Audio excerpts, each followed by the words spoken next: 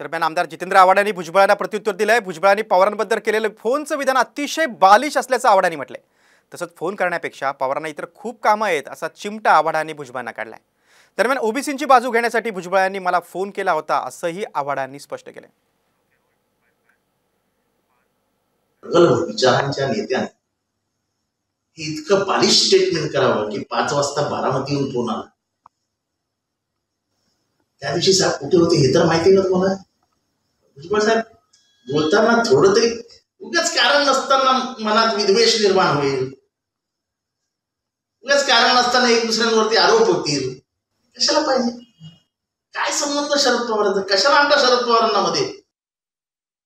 आणि मी स्पष्टपणाने सांगतो की काय यायचं, तुम्ही मला फोन केलात बरोबर आहे, तुम्ही मला कशासाठी फोन केलेला की जितेंद्र ओबीसीची बाजू लावून धरायची आपल्याला।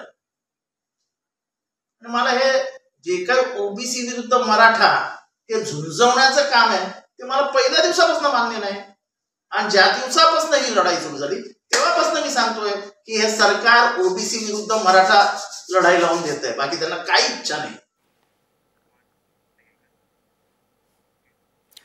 भुजबळांच्या भाषणाकडे त्यांनी आपल्या भाषणात मराठा समाजाचा मराठा आरक्षणाचा मुद्दा उपस्थित करताना भुजबळांनी शरद पवारांवर जोरदार टीका केली। भाषण पूर्ण होताच भर सभेत एक मराठा लाख मराठाच्या घोषणा देण्यात आल्या। या ठिकाणी नवनिर्वाचित राज्यसभा खासदार आणि विधान परिषद सदस्य यांचा सन्मान होतो।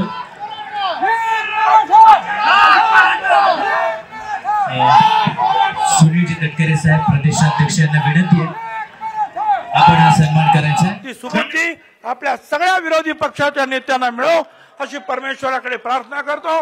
थांबतो। धन्यवाद। जय हिंद, जय महाराष्ट्र। हॅलो हॅलो, धन्यवाद। या ठिकाणी नवनिर्वाचित राज्यसभा खासदार